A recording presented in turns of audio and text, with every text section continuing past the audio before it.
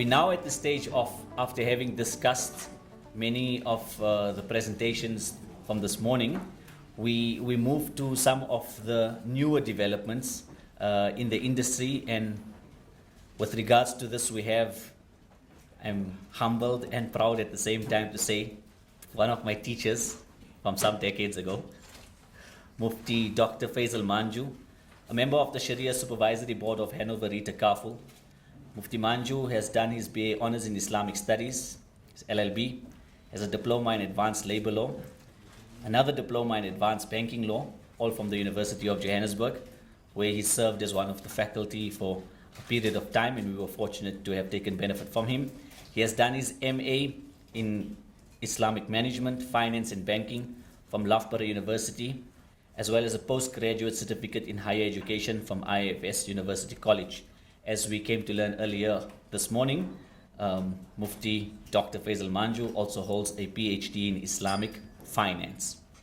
Mufti Manju is a lecturer in Islamic jurisprudence, qualified as a solicitor in South Africa in 2001, and has used his legal expertise to enhance Islamic law and finance in drafting contracts, and is used in drafting contracts and developing products. He serves as a member of the Sharia Board for Corporate Solutions, PhD Malaysia, member of the Sharia Board for Hanover, as well as a few other Islamic financial institutions in South Africa, as well as Mauritius. Mufti Dr. Faisal Manju will be presenting this afternoon on longevity risk and the need for pension schemes. Assalamu alaikum wa rahmatullahi wa barakatuhu. Nahaduhu wa nusalli ala Rasul Kareem amma ba'd. Jazakallah khair to give me this opportunity, Siddiq Bhai, Muhammad Bhai. The chapter is very challenging. This chapter took me about 1.5 years of research to decide whether to write on it. In 2012, the World Bank sent a memo virtually to all governments of the world about the aging population and what is the solution. We don't have a solution right now. We are trying to get solutions. And this is where I feel where we are moving. I'm going to unfold the discussion. My discussion is not on fiqh. Alhamdulillah, there are enough muftis here. You can go to ask the fiqh. I want to discuss about the technicalities and why this is important to deal with. It concerns not only the old people, it will concern you in 20 years' time. Then you will realize, وَمَنْ نُعَمِّرْهُ نُنَكِّسُ فِي الْخَلْقِ. Like the Quran says, whoever will make him age, he's going to become weak, and you will have problems after that. And that's what we have to address. I will try to start with a prologue. To understand the problem, in 1965, André-François Raffray, sorry for my French accent because I was born in Mauritius, where you go for your honeymoon, a lawyer in the southern French city of Alice made a deal with a 90-year-old lady, local woman, in a contract relatively common in France. He agreed to pay her an income for the rest of her life in exchange for inheriting her house upon her death. Unfortunately for Mr. Raffray, the woman was Madame Jean Calment, who went on to be the longest person in the world at 120. So, what happened? She outlived the luckless Mr. Raffray, who paid more than the value of the house before predeceasing her. Then she said, and that's very, very important, and I want you to ponder on that as a prologue. In life, one sometimes make bad deals. And this is why I want to launch this question to you. What is the problem here? The assumption that she's going to die for him. In other words, suppose you're going to retire at the age of, in UK it's about 68 now, and your life expectancy is 84, we work it out. But what's happening now, people are living more. So we have our liability more than our asset to sustain us. And this is what that guy miscalculated. He thought the liability is less than the asset. But it turned out that his liability was more than the asset. So you got to look for 10 years extra. Who will pay you? In the absence of a Baitul Mal, in the absence of your tribe looking after you, in the absence of the extended family, who will look after you? And you are weak, you are old, you got diabetes, heart problem, etc. Who will pay your rental? That is a problem that the world is facing with. You take the case of Japan. No way you can reverse that. Catastrophic situation, and the impact of that, if you read the news yesterday, it has a direct impact on the rate of interest, which affect the macroeconomic of Japan. Yesterday it was in the news, right? So, this is not from me. Look how many countries are shouting about longevity risk. USA, UK, France, Canada, Germany, China, India, everywhere, we are talking about an aging population. And that is a risk. Who is better qualified to deal with a risk? The insurance people, yeah? So, what I'm going to do with you basically is meaning and implication of longevity risk. This is what we call the longevity risk. I'll explain it later on. The demographic implications of that. We have a tragedy in South Africa that me and Mr. Akub realized we got to finalize this. And I was talking with Mr. O'Neill and Mr. Singh early on. I will reveal to you the tragedy we have. A proposed Islamic view on longevity risk and retirement. Right. First part, meaning and implication of longevity risk. What it means, longevity risk, as we said, is a risk that individuals live longer than anticipated with consequent shortfalls in income. You're living more than expected. I'm not dealing with fiqh, I'm not dealing with aqidah here. You go to your Maulvi Sahib. Yeah? I'm dealing with the technicalities here, right? Now, the question I would like to ask the brokers, not the Hanoveri, what do you understand by the term risk? What is the meaning of risk? Yes? No, risk in general. How will you define risk? Because there was under South African law, there was a mistake early on. They equate risk with peril. Risk is not peril. There is a book on insurance law by Professor Sonekus. There are case law from the High Court. Peril is after the risk has been materialized. This is South African law. In UK law, it's different. So what is a risk? We use this word. You're selling it, yeah? You're trying to cover the risk, but what is a risk? A risk in a short term is an exposure to loss of value. You haven't lost the value yet. It's just an exposure. And you have to appreciate that. You're taking your car in the morning, you're exposed to an accident, the risk of an accident. You haven't made the accident yet, and that's what you want to cover. So what we're talking here is, we have been looking at the statistics. There is a probability you're going to use 10 years more than what you anticipated, and your liability to look after you is not there. You got more liability than your assets. How do you mitigate that risk? We'll come to that. We're going to separate it at the national level and an individual level later on. And that has its own implication for your insurance company or even for the government. The more older is a people, more medication is needed, more energy is needed, more ambulance is needed. Yeah? So it is a problem if you don't attend to that. This is why the World Bank in 2012 already is warning the whole world that you're having this problem. China is having this problem, right? Japan, USA, France, they're having this problem. Yeah? So what are the causes of it? How come suddenly, for example, you take as a statistic of UK, Second World War, the life expectancy was 56 years old. Now it's 84. The projection we are making in UK, the person who will live 150 years, according to Professor O'Bray from Oxford Uni, is already born. With genetic therapy, you're expecting people to live longer. So this is a real risk, not only for you, for your family, for your society, for your country. You cannot bypass it and say, okay, we're getting old. No, you got to address it. I'll come to Maqasid Sharia later on. So, briefly, improve socioeconomic condition, increases in medical advancement, increase in healthcare services, etc. There are various reasons why this phenomenon is taking place. It doesn't stop here. When you talk about longevity risk, it has an impact on two levels. And this is what I want you to understand. Those who were at the masjid yesterday, I make it clear, when you talk about Islamic finance, based on the model of Medina, it's a collective effort. It's not an individualistic effort. Those who were in my bayan yesterday, I gave all the dalil from Quran and Hadith, right? Now, when we look at South Africa as a nation, not only the Muslims, the non-Muslim included, your aging population is increasing. You have your total longevity risk. That is divided into two parts. One is what you call the aggregate longevity risk, and one is a specific longevity risk. The aggregate longevity risk is at a national level. Say for argument's sake, you're going to have 10 million people who are going to live up to 100 years. Who captured this amount of 10 million? Nobody no insurance company will take that risk. This is where the state will have to take that responsibility. The state will have to do something, and this is where in countries like Chile, like UK, they're talking about longevity bond. I won't be able to talk on that, it's another product. The second one is people who can afford it. Some companies are developing specific longevity risk to cover that risk for individuals who can afford it.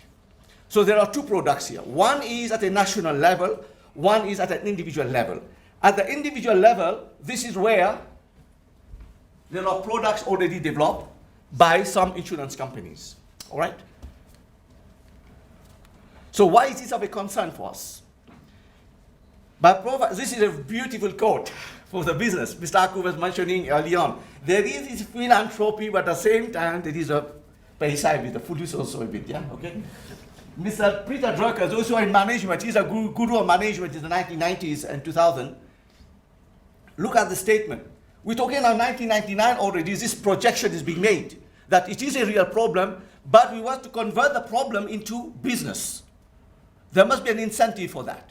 So what Peter Drucker says, by providing financial protection against the major 18th and 19th century risk of dying too soon, that was the risk. That is your life insurance, right? You're dying too soon.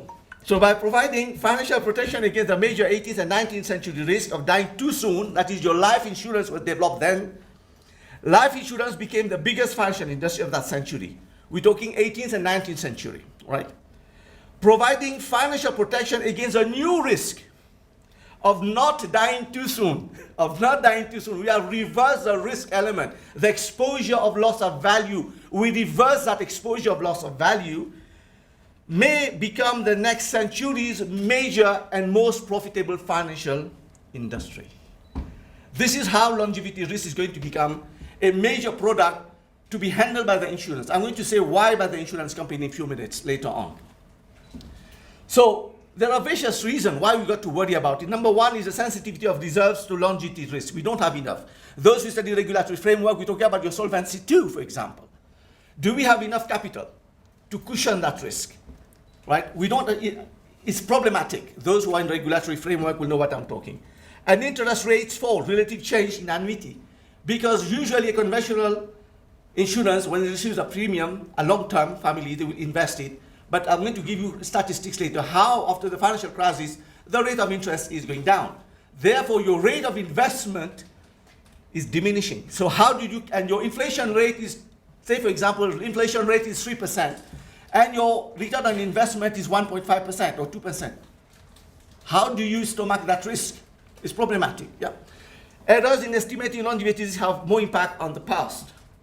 Now, as I told you, you can see from the graph that your yield on investment is decreasing and your mortality is increasing. That is, people are living longer and longer and longer. So there is a mismatch here to sustain that pot in terms of return on investment as the amount you got to dish out. So this is a major concern. Another one now I want to come to is the demographic implications. This is from Pew, one of the leading, I've given reference to that, okay? United Nations World Population. The blue part, for those who are above 65. The gray part, 25 to 64, and then less. As you can see, in North America, 1950, it was very little. Then 2000, it is increasing. 2050, 27% of the population will be above 65. They are not working. Who will sustain them? You say in Europe, 27. Asia is a bit less, 17% of the population. Latin America, 20% of the population. Now, you got to understand what you call the dependency ratio when you sustain a population. Those who are under 18 and those above 65 are not working. So those who are captured in between those two, they are the ones who are paying tax. And if those people are not there, they're decreasing, who are paying tax to sustain an aging population? That's problematic, yeah? So it's a very serious problem that we are dealing with. A typical case in the Muslim countries, for example, Asia Pacific, 66%, so you get estimated Muslim population 1.6, 1.7%, which is 24% of the world population. 62%, you will see here, will be Asia Pacific, 20% Middle East, 0.5 Sub-Saharan, 2.4% Europe, and 0.4 Americans, yeah? So this is a demographic of the Muslims, technically. About 700 million, you're looking about India, Pakistan, Indonesia, that most of them are there, right? Now, if you look at the demographic distribution of Muslims in the world, although the highest number of Muslim numbers of Asia Pacific, the highest concentration, the proportion of overall population is the Middle East and North Africa with 91.2%, right? One is you look at it with a bitter taste, the other one you look at it as a business, positive, think positive. Let's make business, yeah, okay. This is followed by Sub-Saharan, etc., okay. You look at the case of Malaysia, for example. Malaysia is a unique country, though. Maybe many people don't know. The first pension fund from the government was from Malaysia, the Employee Provident Fund.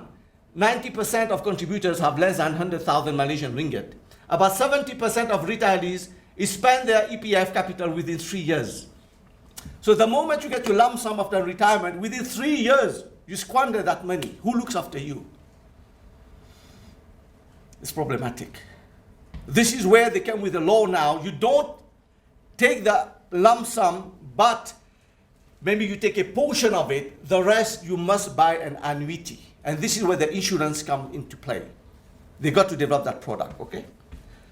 UK, they have changed the law. I don't want to go into those details. Let us take the case of Turkey. Turkey also is an emerging economy.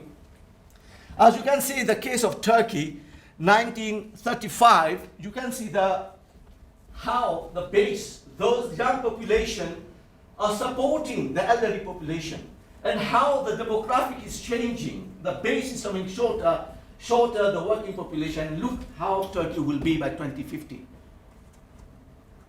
Right? They will have this aging population. You do not have a young population to work, to pay tax, to sustain the upper population. The problem, the implication of that is, even though you got government pension, that will be reversed by 2050. They would like to set it to the private sector. And this is where you play a very important role, because that risk will be shifted on the private sector. All right? If you look at the fertility rate, maybe those who got dada, daddy, they had 7, 10, 12 children in the past. If you look at the present day situation in the Muslim world, approximately 2 children, right? And Pakistan is 2.9, 3 children. The European countries, most of them are under 2. In other words, that explains one of the reasons the fertility rate is dropping. We do not having enough children, and that is affecting the demographics. I mean, everybody here can understand that. So the trend has set up even in the Muslim world, right? So fertility rate is dropping. We have an increasing population who look after the elderly people, all right? Now, this is a point I want you to ponder upon. The case of South Africa and many other countries, sorry, I have to move here to explain that, yeah? Here's the government will give you a state pension. You're having an aging population, you do not have a young population to pay tax, where the government to get money to sustain the elderly population. Hence, the government is shifting the longevity risk to the insurance industry, the government is shifting it to the individual. In other words, they're going to cut your number, they're going to pass legislation and change that state pension, right? Now, you as an individual, what you're supposed to do, and your employer, what's supposed to do. So this is where we all go to the insurance industry. Why we go to the insurance industry? Why? Hanya raised a very important point earlier on, lack of data. The insurance industry got the most reliable data to calculate those risks, to calculate the money to be paid. This is why we all go to the insurance industry. Mr. Akub, right? We got the data. The other industry don't have this amount of data to deal with this. We're talking about the estimated liability of longevity risk a few years ago was $15 trillion for the OECD countries only, $15 trillion. Big amount we're talking here, all right? So as you can see, governments are supposed to support. They don't have the capacity to support with the aging population. That risk will be shifted to you, to the insurance industry, and your employer also will have to shift. Now this is where the major engineering is taking place in the occupational pension space, whereby in the past it was a defined benefit. Employers were giving defined benefit. That is a guarantee you after your retirement, this is how much you're going to get. This is no more the case now. Since 2008, they are going towards defined contribution. You know how much you're contributing, but you take the risk of determining your retirement, not your employer. So the whole thing has changed. It's not your employer who is carrying your risk of your retirement annuity or whatever it is. It's you as the employee through your defined contribution. Now there are certain countries like Germany, Switzerland, and partially in UK, we are trying to get an in-between balance with the risk. What they're saying, they're coming with a concept of defined ambition. Sorry, it's my lock again. I got to put it every 10 minutes. Sorry for that. What they are happening is, they call it defined ambition. That is, the employer promises to give you a minimum amount of money, but the bulk of it, you as an employee, you carry the risk. We call it defined ambition, right? So at least, if there's a crash on the stock market, you're getting something from your employer, all right? So this is the major thing taking place in Europe, in USA, in Canada, Australia, Japan. Major issue, major product needs to be developed. So this is where your insurance market, emerging markets in 2012, their growth rates, etc., the need for the insurance industry to capture this market. Okay? Now, an average person in South Africa, what I've seen is we focus on this, the state pension, and this one, those who have some money, they're doing some private pension. The one that I've heard again is private pension. That is not resolving the problem of aging population. The population problem needs to be resolved through occupational pension. Because the government is not going to give you this. You're going to diminish it. This one, not everybody can afford it. So the average person needs to develop the occupational pension where you and your employer will have to develop products to sustain you. That type of product, as far as I'm concerned, we don't have it in the Islamic sphere, as far as I'm concerned. I don't know, if there is, let me know, I don't know. Do we have this, Monarch? No. So we do not have occupational pension. We have to look into developing that and capture the longevity risk as well. Now, you look at the conventional one, these are the products being developed. All those products, I haven't got time to get that, all contain riba, gharar, maisir. Mona Karan mentioned that earlier. This is one of the reasons we need the Islamic version. Now, the risk management of longevity risk, insurers can retain their risk as a legitimate business risk. Insurers can diversify their risk across product ranges. Insurers can enter into various forms of reinsurance. Pension plans can arrange in full or partial buyout. Insurers can securitize a line of business, etc. These are the various ways we can manage the longevity risk, right? There is a product which I have developed. You go online. It's 72 pages. I've written it for ISRA in Malaysia. It's longevity risk, Islamic and a conventional and Islamic perspective. 72 pages where I have dealt with the various product, what you call longevity sukuk. I won't be able, this is not my topic today. This is what we are talking of. Just a pension, even that is not enough. Therefore, the government will have to top it up with what you call a longevity bond or longevity sukuk. Right? Because you got the tail risk that we do not have enough data to cover that. That's the problem we're having. Right? So the government will have to intervene in collaboration with the private sector. Right? Last part now, hope I finish in my few minutes left, a proposed Islamic view on longevity risk. If you look at the Maqasid Sharia, which everybody knows, the high objective, what Professor Kamali called istiqra'i and ghair istiqra'i, those that are very clear cut, by reading you see it, right? They have mentioned 5. Qarafi, rahmullah, has developed another one called Hifzul Ird, your human dignity.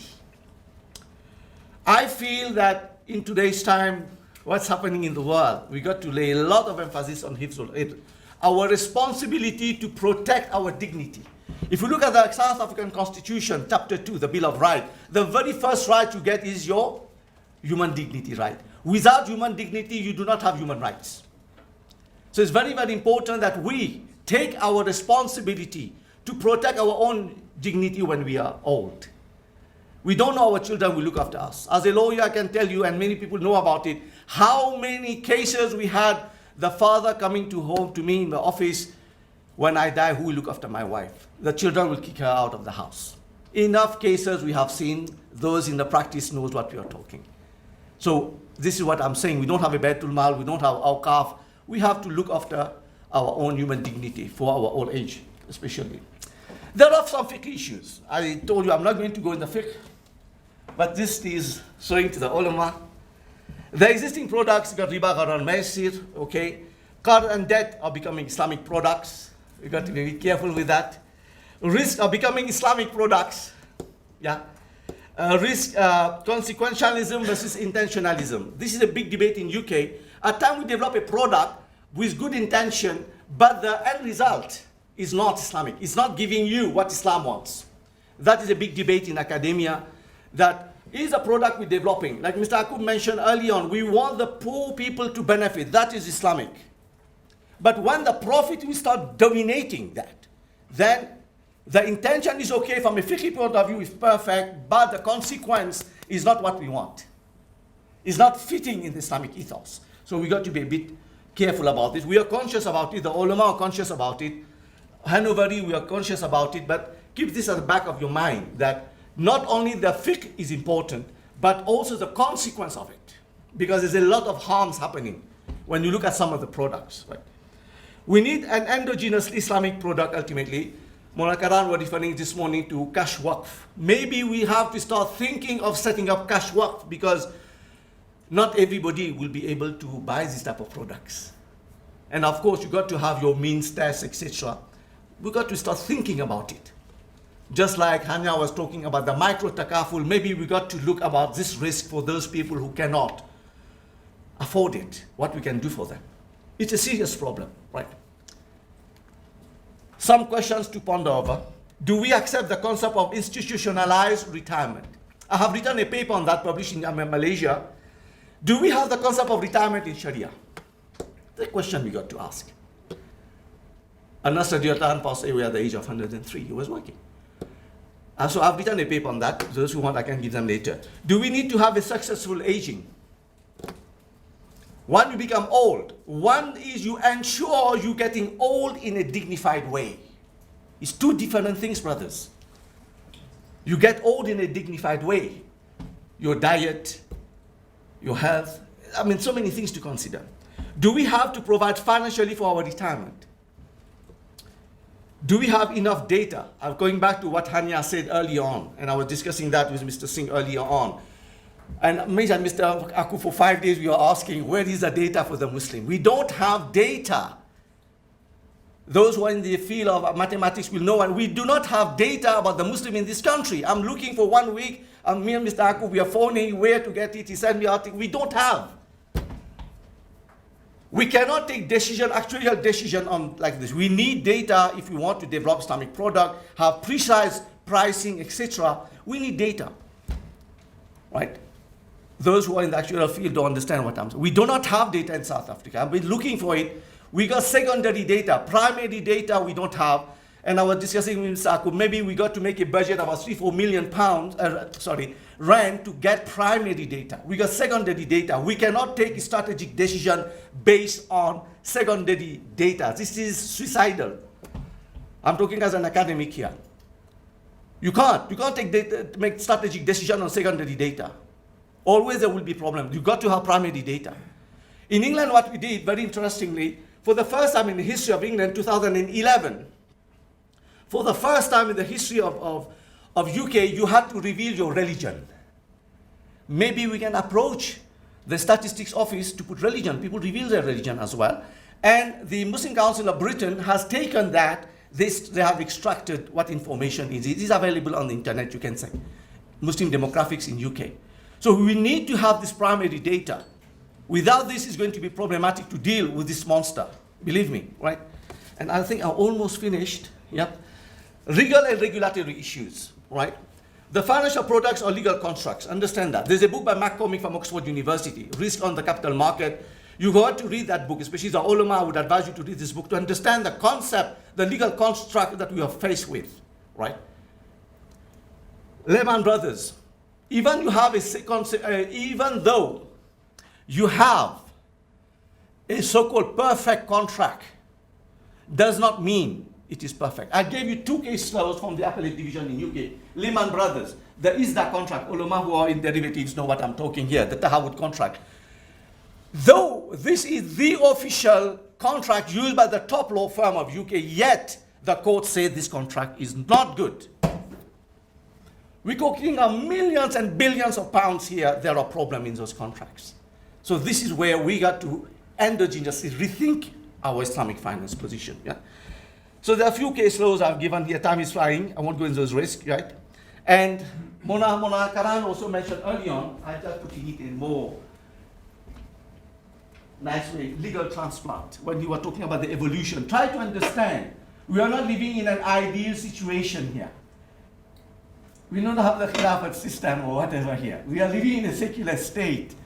There are certain legal transplant that will take place. There are regulations. The regulator will tell you, okay, this is your fix, but I can't do it. I got this risk to cover. I got this cushion. I got this international agreement I've signed. You got to understand that legal transplant. All your product that you develop, there will be this element of legal transplant, right? Myself and Mufti Karim, we are busy sitting on the IFRS 17 for insurance. The impact this will have is unreal on your accounting system for Takaful. Major, major impact. They are redefining the concept of insurance. They are redefining it. This is international law. So if you come up with your Takaful, your regulator will tell you, are you fitting with that? So the legal transplant is quite interesting to look into, yeah? So this is one of the products I have proposed for the longevity risk, and this is my last slide. So you can issue a sukuk a long term, because longevity risk, you cannot invest for 1 year. You're looking at 50, 40, 60 years ahead, right? So you pay into your SPV. The SPV may be a contract which is istisna ijara. This type of product cannot be only for the admittance, that is the people who need the product, but also you need outside investors of various categories, partnership, junior, senior, etc. And when the money comes over 30, 40 years, you get the money to sustain them through the annuity they want, right? So this is one of the products. I spoke to Dr. Rabia Enku, Professor Rabia Enku in Malaysia. She also said that these type of products, we need to have the waqf involved in that. And in my doctoral thesis, I have used a waqf model. This is just one product. I've developed 7 products on that. So you got to look into waqf as well, because not everybody can sustain that. So maybe the people of the masjid, for example, Masjid Wal, you took Masjid Wal Jamaat, for example. Today we took Masjid Wal longevity risk, yeah? So we developed a product, a cash work for the masjid. You use waqf model. Very, very powerful model to look into, right? So I think I'm over. Any question later on? So I hope you got a general idea what I'm trying to talk about, right? It's a serious problem in the world. We got to look into products to address this issue. And everybody sitting here, most of us will face this risk in about 10, 15 years' time. When we're going to walk with our thing. Let me go. Thank you.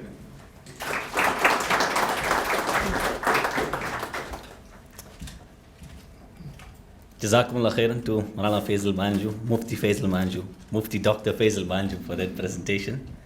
Ladies and gentlemen, before the break for lunch, I said food for the soul and then food for the body. And I'm sure that last presentation served sufficiently as food for thought. In terms of learning, development, we know that other than looking at our own country and having an understanding of the broader global scenario with regards to Takaful, it's also important that we have an idea of different nationalities and how Takaful is being developed and run in those countries. And in lieu of this, next we'll have Mufti Hassan Kaleem, also a member of the Sharia Supervisory Board of Hanover Takaful. Mufti Kaleem studied Islamic jurisprudence at Jamia Darul Uloom Karachi and specialized in the science of issuing Islamic legal edicts. He has served as a Sharia advisor to several banks and currently serves as an advisor to banks and various organizations, including Takaful boards, and as a trainer of Sharia standards at IOV. I should make sure I'm in his good books. In the last 14 years, he has been teaching various courses in Islamic studies and Arabic at Darul Uloom Karachi, and is also a member of the Darul Ifta. That's the organization or the institution that gives the religious edicts at Jamia Darul Uloom Karachi. We call on Mufti Hassan Kaleem to tell us a little bit about Takaful in Pakistan. Bismillahir Rahmanir Rahim. Alhamdulillahi Rabbil Alameen. Wassalatu wassalamu ala Sayyidil Mursaleen wa ala alihi wa sahbihi ajma'een.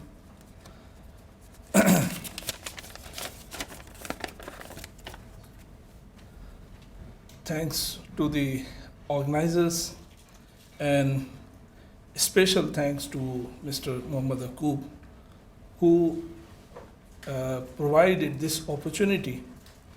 And before I start my talk, I seek apology for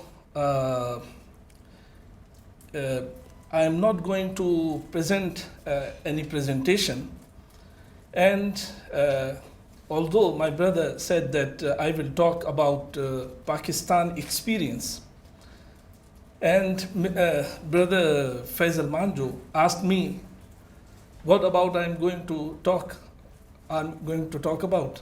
I said, I really don't know. When I will stand, I will see. And the language problem is always there.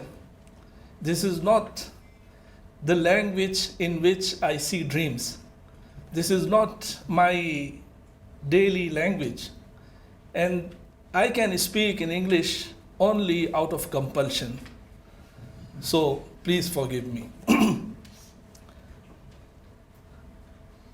How Takaful is created, how the structure is created, and what are Sharia bases. And it is not only about Takaful, it is about every product which is being called Islamic Sharia compliant in banking, in investments, in insurance. How scholars define and declare that one product is Sharia compliant. When we talk about Sharia compliance and when we call a product Islamic, so people start thinking that it must be different from conventional 180 degree. This is not the case. What is the consideration of scholars when a product or a need comes to them and they give alternate and solution?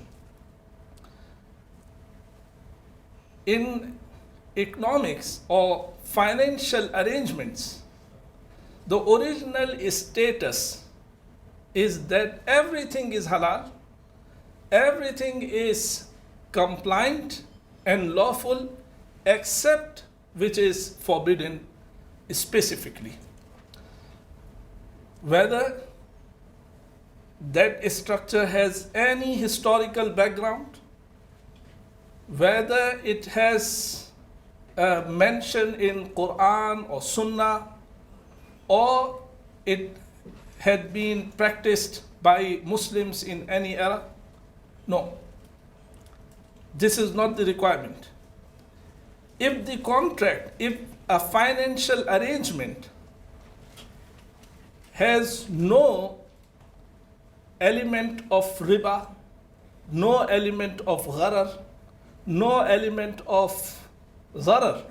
Zarar means to harm someone, to individual or to society. So the same product, the same structure is approved and recognized as Sharia compliant. No need to change further. This is the approach of scholars. And especially when something becomes norm of trade and becomes norm of society, scholars do not try to change it completely. They suggest only minimum and needed change. This is the approach of scholars since beginning. So when insurance came to scholars and they started deliberating and they started analyzing, so they haven't declared it non-Sharia compliant because it is not mentioned in Quran, because this is not practiced in previous eras. No. They found some technical errors there. That is why they declared it non-Sharia compliant.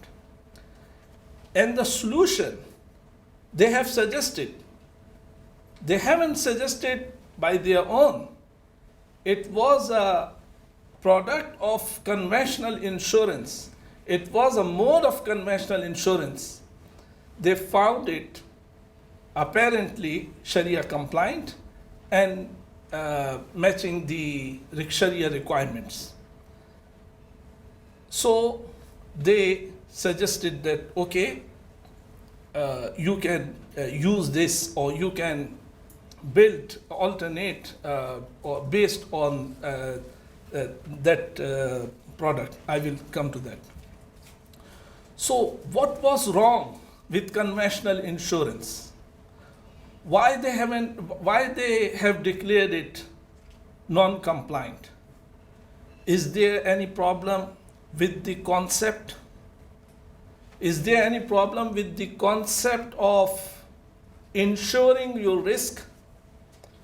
And is there any problem that I want to have a mean of securing myself from financial loss in future? No. No. Is it against tawakkul? Is it against reliance on Allah subhanahu wa ta'ala? No. Mere risk mitigation is not against tawakkul. It's not against Sharia principles. So if there is no error in the concept, so what is wrong in conventional insurance?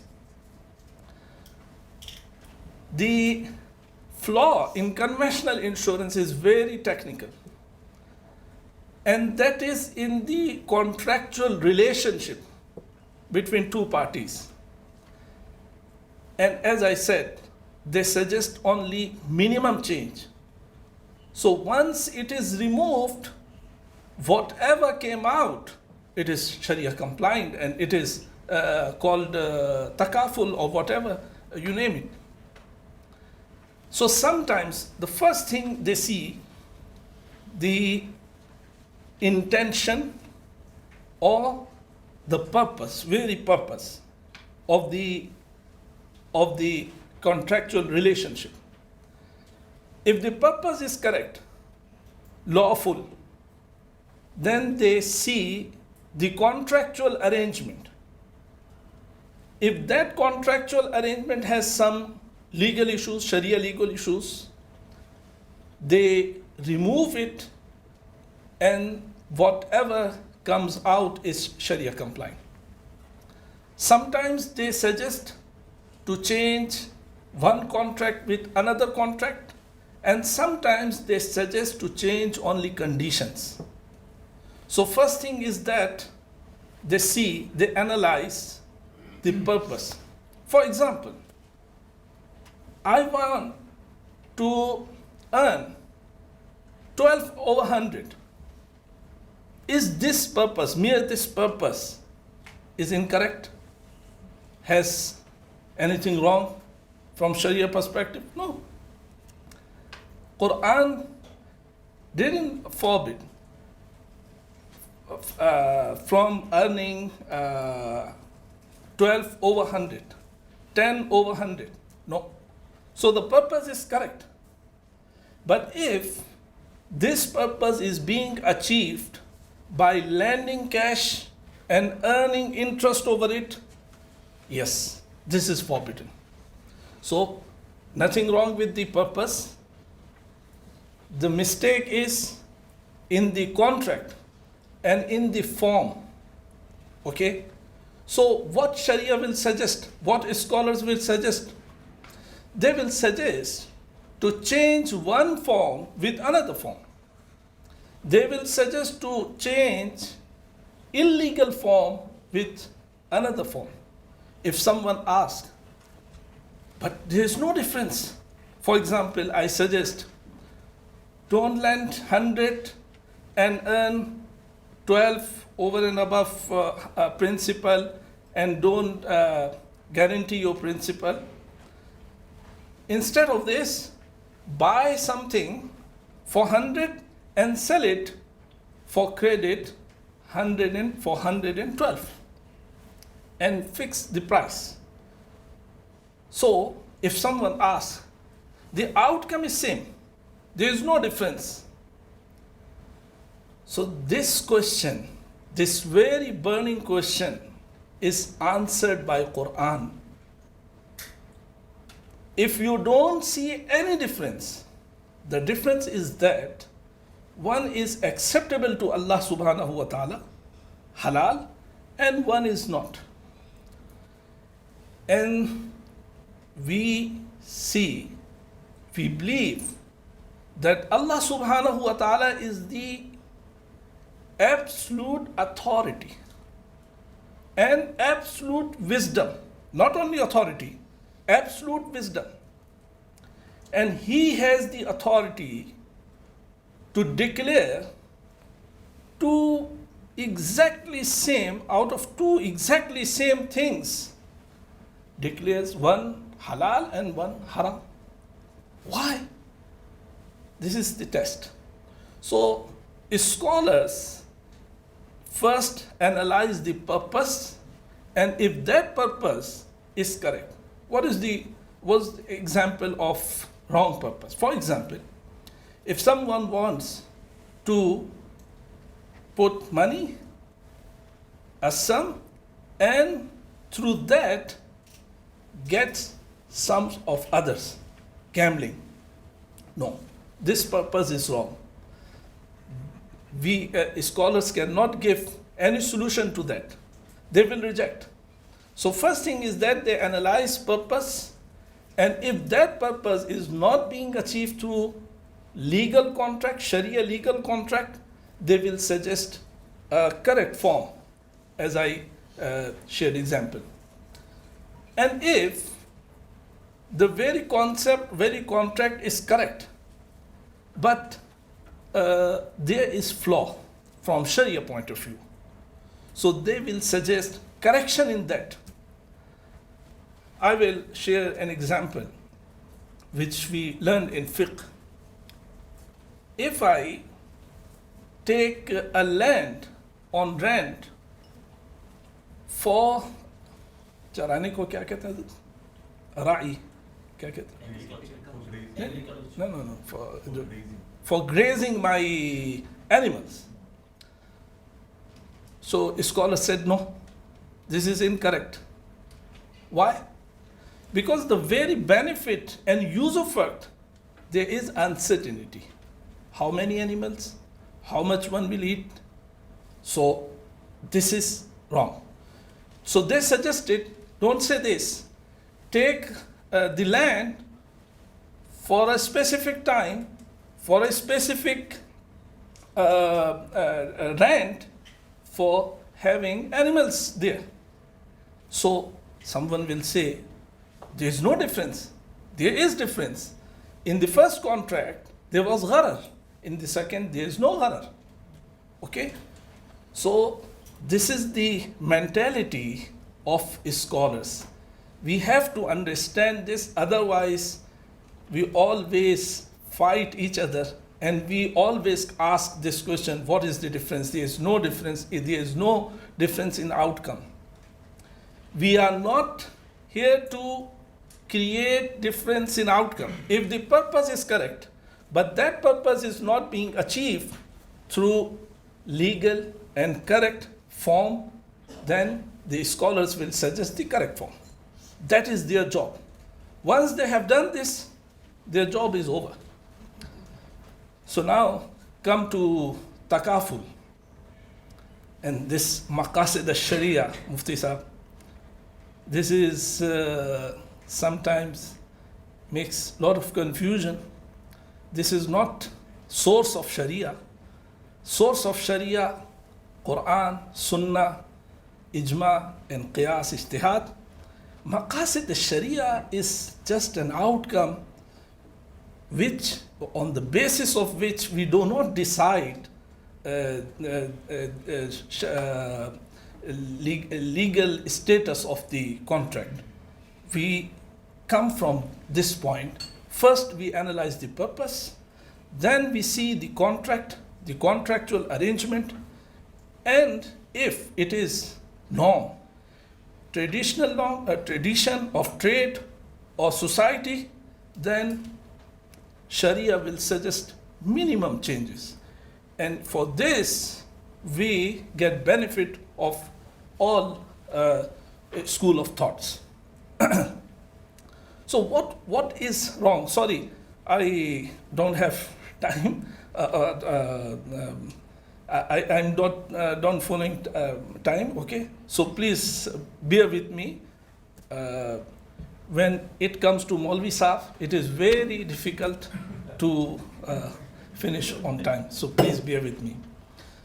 So what's wrong in insurance, in conventional insurance? I said the purpose is correct. At least from the perspective of insured, it is okay. What insurer, an insured wants? An insured wants to spread his risk and to become part of a society or part of a group where his risk will be over, that group, his risk will be spread.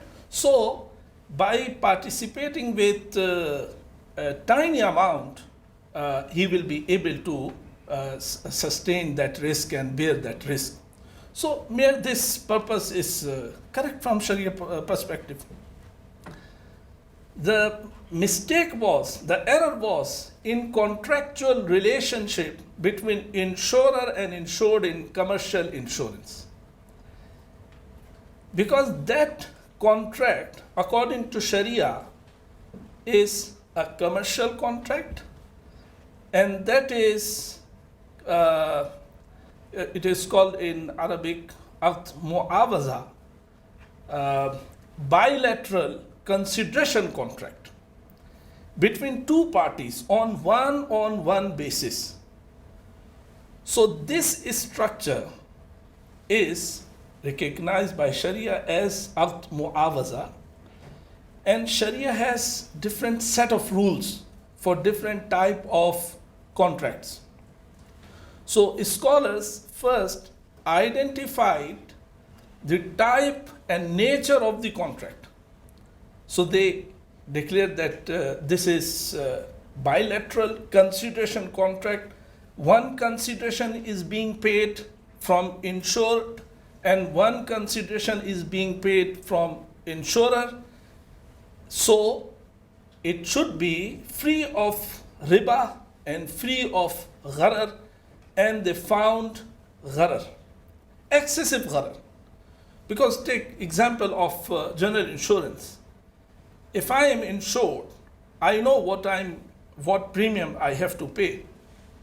But what I will get in return of that, I don't know, because it is linked with happening of loss and the impact of loss.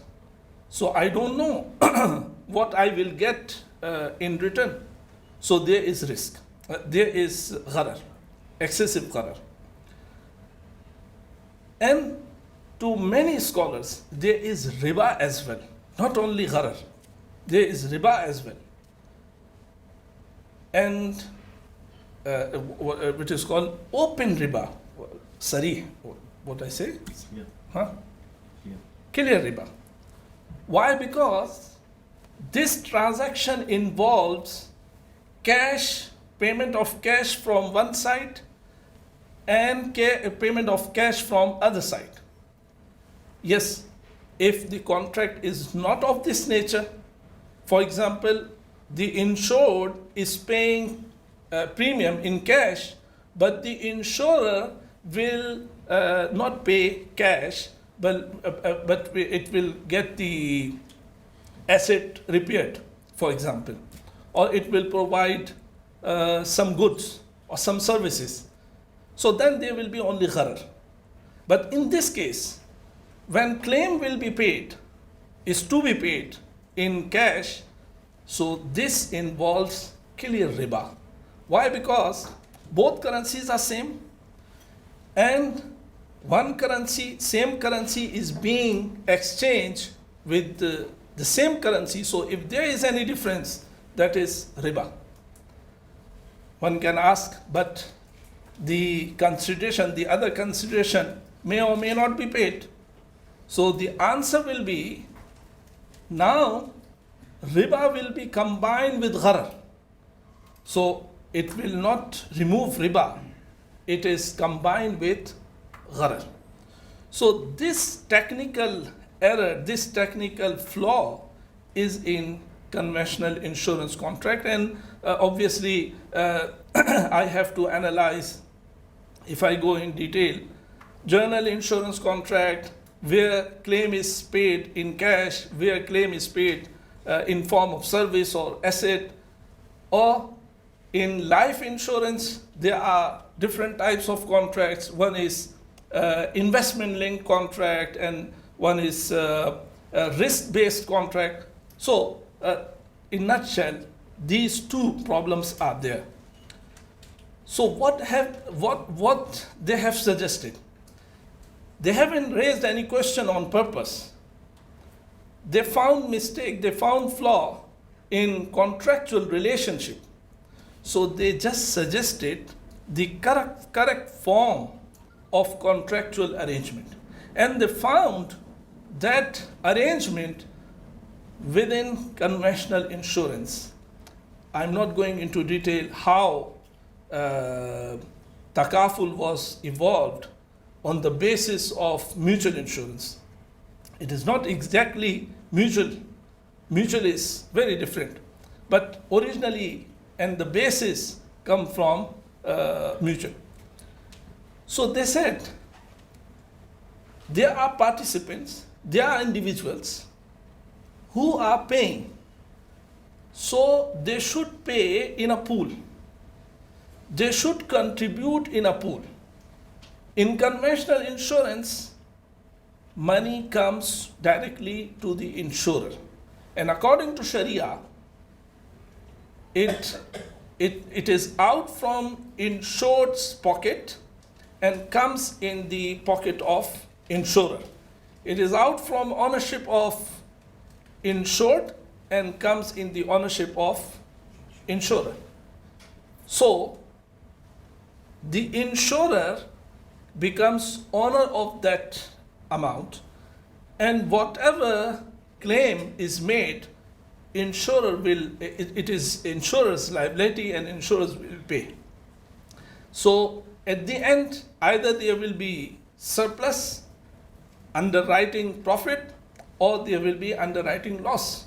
both should be borne by the insurer.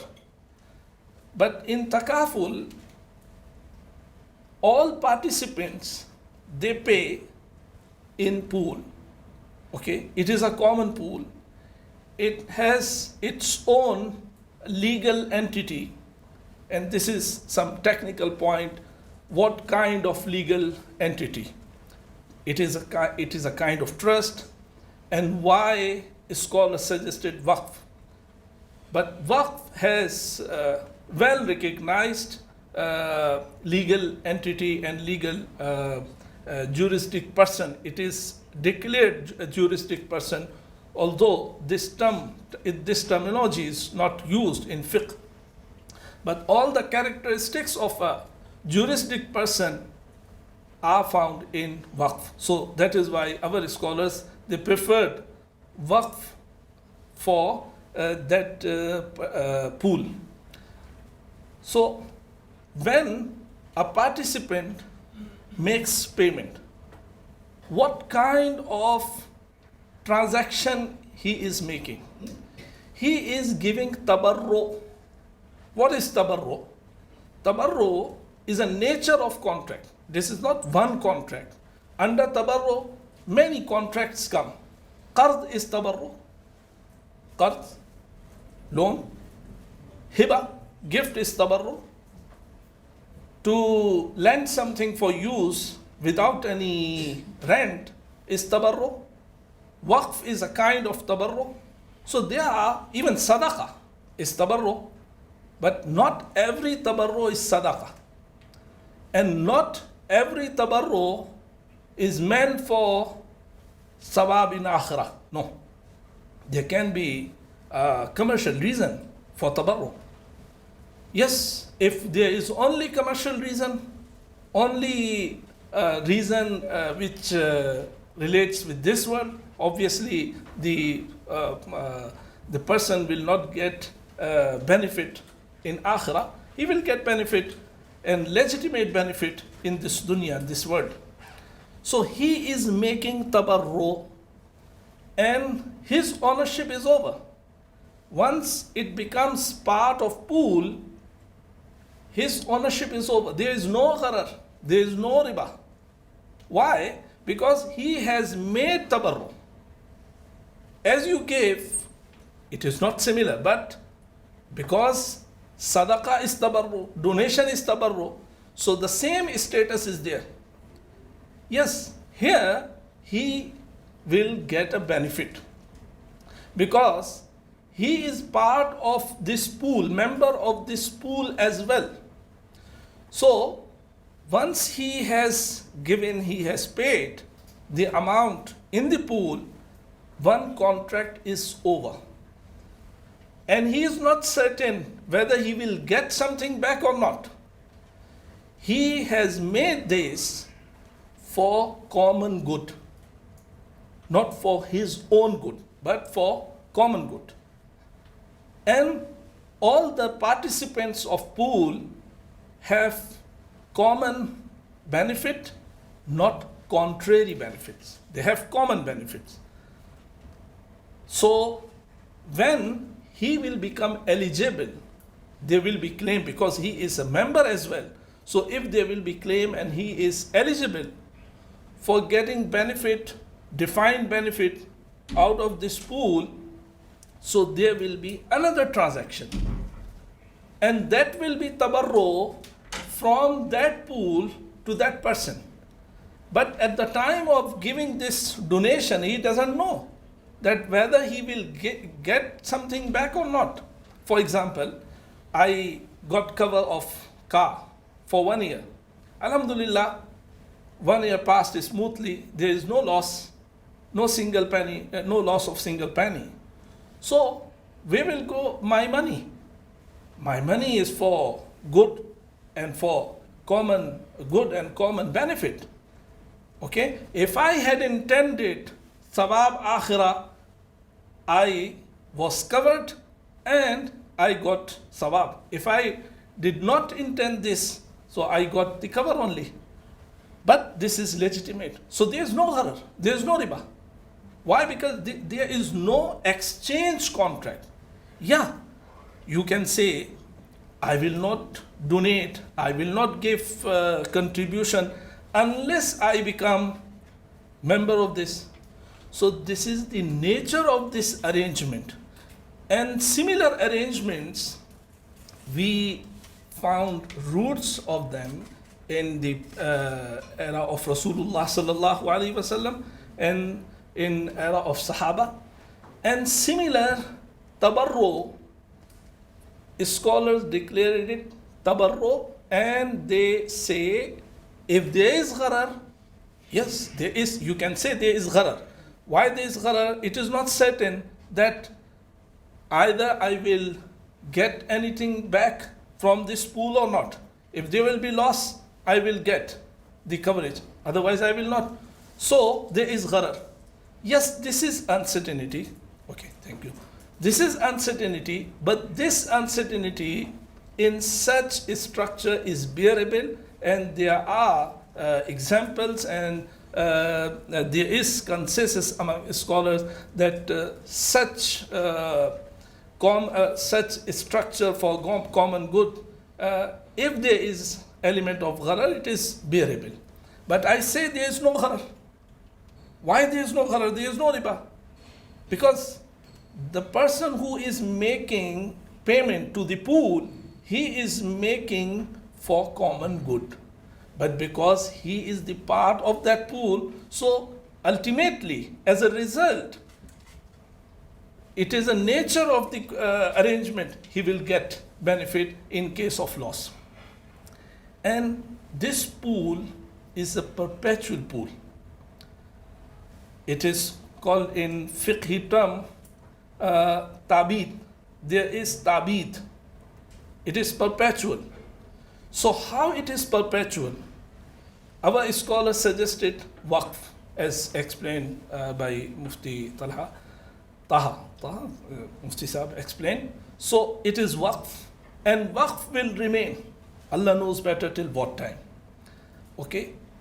But if it is not waqf, as it is being practiced in UAE, so scholars say that the rule of this pool is that ultimately the residual will not go back to the company. If there is any residual, it will not go back to the company. It will not go back to participants. It will be utilized for continuous charitable work. So it means the ultimate closure is not there. This is the only difference is that there is no word of waqf, there is no term of waqf, but it has similar arrangement. And it, as I said, juristic person. And what company will get? The operator will get. The operator will get consideration. I'm saying consideration. Why? Because there can be different type of consideration. Consideration, defined consideration against services, technical services being rendered by the Takaful operator. Apparently, there is no difference, and the outcome is same. But when it go in detail, please keep adding 3, 4, 5 minutes until I finish. It is not in my control. Yeah, sorry. So, what are you saying? Yes. So, sorry. Please remind me. Huh? So what's the difference between? Yeah, there is difference. And it is not the case, it never happened that if you change the contract and there is no difference. There is difference. If there is no difference, it means nothing is changed. There is difference. For example, in conventional insurance, who gets underwriting surplus? Company. Okay? Yes, sometimes there is surplus distribution as well, but that is marketing tactic. but this is not the contractual right of the insured person. Okay? And if there is loss, genuine loss, without negligence of insurer, Takaful operator, in conventional, this loss is to be borne by the insurer to the extent of, obviously, its capital. But in Takaful, this loss, according to the very concept of Takaful and the structure of Takaful, should be borne by participants themselves. But there is, what I say, a gap or compromising. That if we put that loss on participants, no Takaful product will be successful. And this is practical need. So this gap is filled. This is not an integral part of Takaful. There can be a form of Takaful where surplus is for only participants, and genuine loss should be borne by the participants. There can be. This is not integral part. But practically, and I say this is compromise situation, and this should be, if someone asked me what betterment you suggest, I will suggest this. Please find solution to this. That the Takaful operator should not be liable for making even qard. Why? Because he is wakil. He is trustee. And trustee cannot be made contractually bound to give qard. Okay? So this is compromise situation, and inshallah this will be better. And for example, there is a claim and customer demands 10% over the actual amount. Conventional companies, sometimes they take commercial decision. They give because they are giving from their own pocket. But in Takaful, from pool, they cannot give. Okay? And if it is paid from Takaful, Sharia audit will object and will make the Takaful operator liable to pay it back to Takaful pool. So there are too many differences. And inshallah, if prudently, this is the condition, if Takaful practice is prudently run, in coming years, there will be apparent difference, inshallah, and this will be different outcome. The Takaful pool will be more resilient against the losses, or the Takaful product will be less expensive for the participant. Okay, let's wait. If it doesn't happen, it means there is some flaw in the practice, and we have to correct it.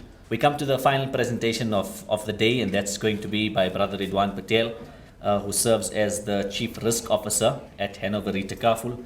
Ridwan is a trained accountant and Islamic finance professional. He started his career with PricewaterhouseCoopers in Johannesburg and has been with Hanover Re Takaful since 2009.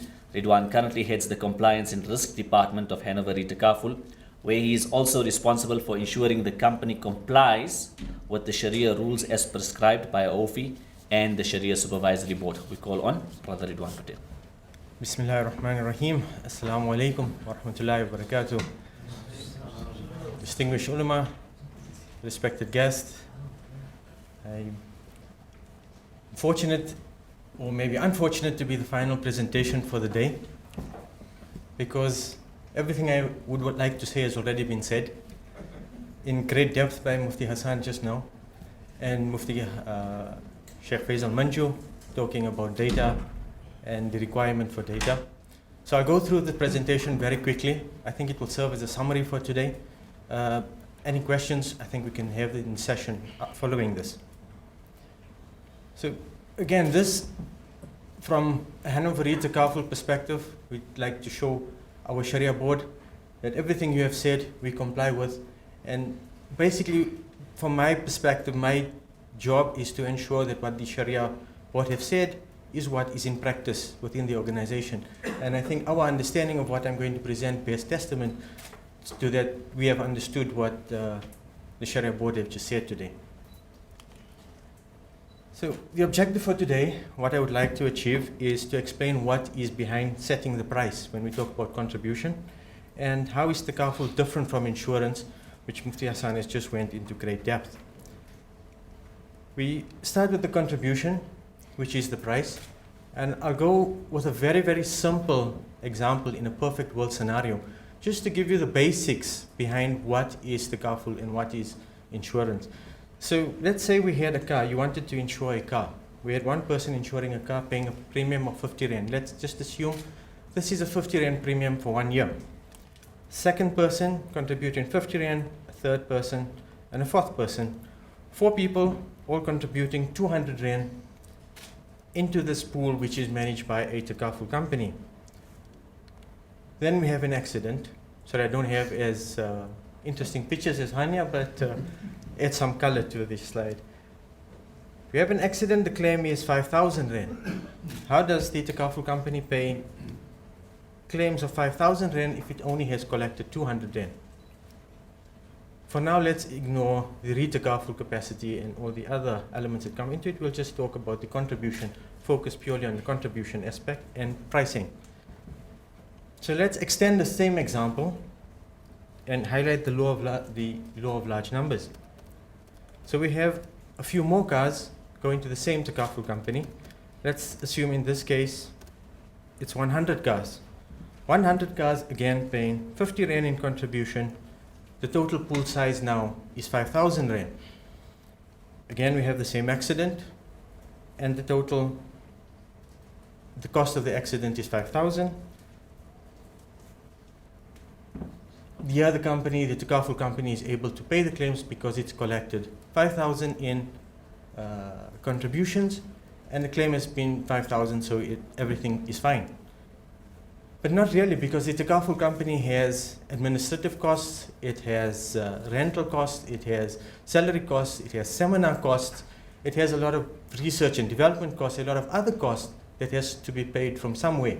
So obviously, 50 Rand from each participant in this scenario is not good enough. So let's extend the example where we assume 60 Rand is the contribution that is paid for the 100 vehicles. 60 Rand, the pool collects 6,000 Rand, 5,000 Rand is the claim that is paid, and let's say 1,000 Rand was the administrative expenses. All the administrative expenses are covered. Here, Hania highlighted the issue of critical mass. Mufti Sahib, Sheikh Manju talked about data. In order to decide what the 60 Rand, whether this is 60 Rand or not, it depends on the data that is available to the company. With more data, with more experience, by experience I don't mean individuals' experience, I mean experience of the company in terms of the data that they've collected over the years, they are able to fine-tune the contribution amount and set a price that is going to yield the result that they want in the long term. So this is just basically an introduction into what is Takaful and where, or not really Takaful, but insurance and premium pricing, where the pricing impacts the underlying contract. Okay. Now we'll go into the various models that are in operation around the world. In Bahrain, we use the Wakala model, which is common in the GCC, the Wakala model, which is the agent and principal model. We have an agent. The agent is the Takaful operator who acts as an agent managing the pool on behalf of the principal being the participants of the pool, the people buying the insurance cover or the Takaful cover. Next, we have the Mudaraba model, which is common in Southeast Asia, which is on a partnership concept where one party contributes the capital, the other capital is the tabarru to the pool, and the other party has the expertise to manage the pool, the Takaful operator. Then we have the work model, which has been discussed in detail, so I don't think I need to say anything about the work model. We passed on that. Insurance, and therefore Takaful, is a regulated service. So Mufti Sahib gave his opinion on what is the hindrance to this model. And this is where the hindrance really comes in. Because insurance is regulated and Takaful is designed to replace insurance, Takaful is seen in the same light as insurance and therefore regulated. Because it is regulated, Takaful is forced to pay claims, basically indemnify the policyholders. Meaning that it's not simply good enough from a regulatory perspective that if the pool is not liquid or does not have sufficient funds, that claims are not paid. The operator then is forced to extend the Qard Hasan to the Takaful fund to continue the business by regulation. So here I'll explain the Wakala Mudaraba model.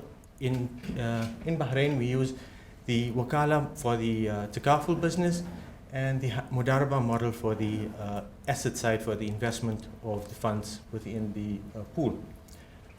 The Takaful contributions, as mentioned already, is based on Tabarru. Where does this all start?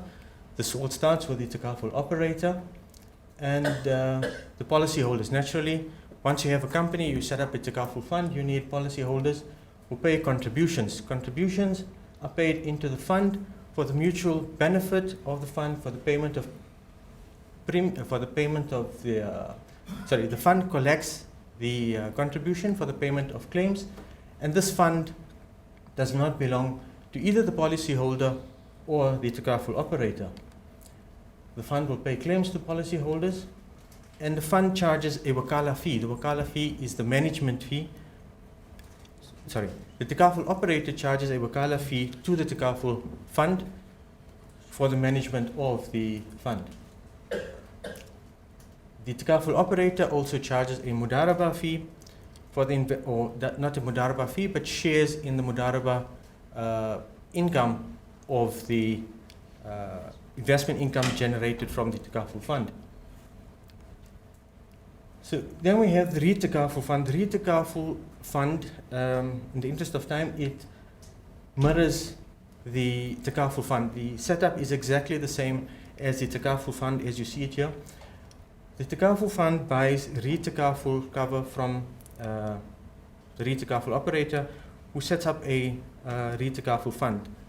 Same principle, the Takaful fund pays a contribution to the Takaful fund, and the Takaful fund pays claims to the Takaful fund.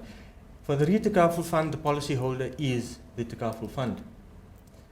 If there's a surplus, when the Takaful fund, when the results are, the business is done, expired after a period of time, any excess profits remaining in the Takaful fund is paid back to the policyholder. Similarly, in the Takaful fund, it will be paid back to the Takaful fund. Qard Hasan, as has been mentioned, is an important element because of regulation, and regulation requires the Takaful operator to pay a Takaful fund. The Takaful regulation requires Takaful operator to pay Qard Hasan to the Takaful fund in case the Takaful fund is not able to meet its liabilities. Similarly, the Takaful operator would pay Qard Hasan to the Takaful fund. The Takaful operator would never pay Qard Hasan or contribute to Qard Hasan to the Takaful operator or to the Takaful fund. This is a direct comparison between Takaful, which is risk sharing, and insurance, which is risk transfer. So, Kaleem has gone into great detail. I'll go through this very quickly. Both start off with the shareholder contributing capital. On the Takaful side, we have the policyholders paying contributions. On the insurance side, the policyholders pay a premium. Takaful, the premium is paid to the Takaful fund, as we've seen in the previous slide. No ownership, belongs neither to the operator or the policyholder. On the insurance side, the premium belongs to the insurance company. Here is the risk transfer. The policyholder has paid a premium to the insurance company, and the insurance company has promised to indemnify the policyholder in case of any loss. The premium here belongs to the shareholder. Both sides, the Takaful Fund and the insurance company, would pay claims to the policyholder in case of a loss. The Takaful Fund pays a wakala fee and shares in the Mudarib share of profit. The Takaful operator manages the fund on behalf of the policyholders. The Takaful operator is supervised by its Sharia board. Similarly, the re-Takaful operator is also supervised by its Sharia board. The Takaful operator would pay a Qard Hasan to the Takaful fund if it is required. On the insurance side, there would be no Qard Hasan. If there's a deficit if there's a shortage of funds, the shareholder would either raise capital or issue securities and raise capital one way or the other. Any surplus, any remaining profit within the Takaful fund would be paid back to the policyholder. Any at the end of the expiry on the insurance side, at the expiry of the term of the contract, the insurance company may pay profit commission to the policyholders. Dividends are paid both ways. The Takaful operator would pay a dividend to its shareholder, whereas the insurance company would also pay a dividend to its shareholders. So in conclusion, Takaful is based on the concepts of solidarity. Contributions are donated to the pool. There's no ownership. The Takaful operator only manages the pool on behalf of the participants. Investments are in Sharia compliant instruments, and any excess profit remaining in the pool is returned at the expiry of the business. Thank you. This situation came to our knowledge, and our Sharia board in Pakistan did not allow because this amount, it is impure amount. It should be given away, should be set aside without intention of any sawab. So this is not appropriate, okay? And we don't want that contribution is made through this amount. And the answer to the first, yes, there is possibility that zakah is used for a needy participant for the payment of contribution, his contribution on his behalf. So he will become owner of that amount, and on his behalf, the contribution will be made. I don't think there's a need for major research on the issue. The first issue to be determined is what is the Dar al-Harb? When do you have a situation of a Harbi? Because Hadith speaks specifically about the Harbi. A Harbi and a Dar al-Harb is an unnatural situation where we are in actual war with one another. And in that situation, there's once again going to be a difference of opinion between the various schools of thought whether riba could or could not exist. The problem is not consequential for our situation, simply because had this been a Dar al-Harb, we shouldn't be living here in the first place. So it's a self-defeating question in the sense that if we had Dar al-Harb, we shouldn't be here, we should be somewhere else. So it only applies for the length of time that a Muslim happens to enter Dar al-Harb for a specific purpose and has to leave it again. Under our circumstances here, and probably for most other Muslim minorities, that situation won't apply. It might apply to a situation such as what we have in Myanmar. That would be a situation which will be where riba wouldn't apply between a Muslim and a Harbi. Very technical. I'm sorry, I'm a lawyer. I will play with words, yeah? So the law is telling you that. You are not deciding it, yeah? Now, the European Court of Justice, in the famous case Barber, where they decided that the retirement age for men and women must be the same. That created an uproar in England and European Union. 2 years ago, when France shifted it from 60 to 62, if you recall, there was a riot in France. Same thing you will see. So once you got a right, an acquired right as a labor force, to change that become problematic, right? That's the first question. You have to understand, institutionalize. The second point you raise is very, very important. I haven't put it in my graph, but in my article I have written it. If you look at the life of the Sahaba, actually what you say is in line with what I say as well in my article, but time is limited. For example, Kasbul Halal Faridatun Ba'd al-Farid. Rasulullah didn't put a time limit, how long you must acquire halal rosy. He told you must acquire halal rosy. In the same way, if you look at the Khulafa Rashidun, I mean, some of them got martyred, but Abu Bakr Siddiq, more or less, they worked till their old age. There was a Sahabi who came to beg. Rasulullah refused to give him. Say, go and sell whatever you got. He came with 2 dirham. Rasulullah, take 1 dirham, go and eat what you want, and the other one, he buy an axe and go and work. This is important. There is a report on that from USA. The problem is with institutionalized retirement age, it leads partially to dementia. The reason is partially, once a person knows I'm stopped working, right, mentally, it decelerates your thinking process.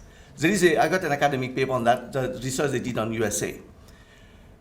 So what the law in UK is, actually the law, once your retirement age is over, your contract of employment ends. But because we are short of technical experts, you renegotiate another form of employment. So that becomes your 4th pillar. So your first pillar you got from the state, your second pillar from your occupational pension, the third pillar you having, if you are rich, you got your personal pension, and your 4th pillar you're still working. So what you're saying is exactly in line with Sharia. What I was referring to is an institutionalized one. When the people have acquired the right, they don't want to work. But what you say is Islamic one. Thank you. We have to understand the situation on ground and ground reality. The ground reality is that either a risk 100% is retained within Takaful. When I say within Takaful, either with Takaful, the seeding company, and the re-Takaful, and sometimes it is retained with the Takaful. If it is not retained with Takaful, it is transferred to re-Takaful. And there are cases, and this is the practice of Takaful, that 100% risk is not retained by Takaful, and it is parked partially with reinsurance, conventional reinsurance. And I will not go in explanation of argument from both sides who allow and who don't allow, but this is practice. And what is the practice of Takaful Africa? Sharia board can explain. But in Hanover Re, Takaful risk is transferred from seeding companies to Hanover Re, and that is 95% it is retained with Hanover Re. It has, alhamdulillah, good capacity. But there is arrangement of retrocession with mother company, Hanover Re Group, for 5%. Okay? And those are big risks, and that occurs very in rare cases. But if that occurs and risk, the loss crosses a certain limit, then that company, the mother company, will chip in the money. Okay, so this is the situation, and you can say risk transfer is not yet 100% covered within Takaful, within Takaful, and this is again a chicken situation. When there will be lot of Takaful companies, there will be bigger capacity of Takaful, but I don't know till what time Takaful will keep passing a certain. Yes, Sharia board has the liability to examine this on the basis of necessity. Okay. According to the what had decided by scholars in Pakistan, and I think the same practice is here, that the settler of waqif, he has the right to define mawquf alayh, okay, the beneficiary of waqf. So, in the deed of waqf deed, it is defined. So, the most benefit go to main beneficiaries. Those are the participants in the pool and members of the pool, but there are secondary beneficiaries as well, okay, or there can be. The waqf deed has this provision, and inshallah, if we extend this practice and we provide takaful cover to needy people as well, or when there will be surplus, part of surplus we will distribute amongst non-participant beneficiaries as well. So this will be appear. So the current practice is that the mawquf alayh is defined, the beneficiary is defined, and it is mostly the participants, but there can be other than participants as well. But currently, because we are not generating surplus, so it is being retained within the takaful pool. And its application in certain scenario is something different. So I am not saying this is not the fatwa, this is fatwa. But why we haven't allowed in this scenario? There must be some reason. Because the operator will get benefit of this as well. So we haven't seen it appropriate, okay? But maybe if Sharia board allows it, as we do in Islamic banking, there is impure income as well. So sometimes we do not allow bank to get benefit of it directly or indirectly. For example, if there is a needy staff, we will not allow bank.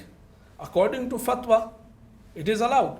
But because the bank is getting benefit indirectly, and obviously there is reputational risk as well, that is why we don't allow bank. Because Sharia board has administrative role as well.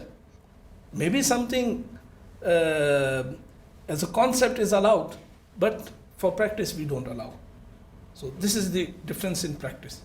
The differentiation, there should be a line of differentiation drawn here between what is the actual waqf itself and what is owned by the waqf. First and foremost, the waqf is an independent juristic personality, which means that it can own and it can owe as well. So when contributions are paid towards the waqf, each premium that gets paid towards the waqf does not become waqf, but it becomes owned by the waqf. A waqf can own property. So it's owned by the waqf. So it falls outside the restrictions that are placed upon the waqf and the need to have continuity of the waqf itself.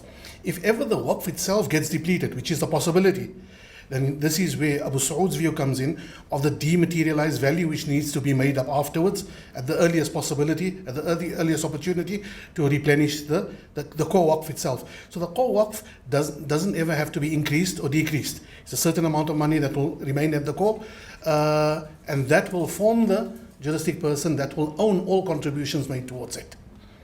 So there are two things there. One is substance over form, right? The second principle they use is fair level playing field.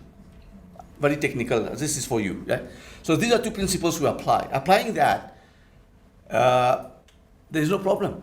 Because if you look at the fair playing field, the form, right, the treasury will be okay with the form. You call it donation, you call it, the form is the same. The point is there are tax consequences for people donating, okay? Yes, but for the purpose of the income tax, right, there is a whole article on that. In UK, the HMRC has written, you can go on the website.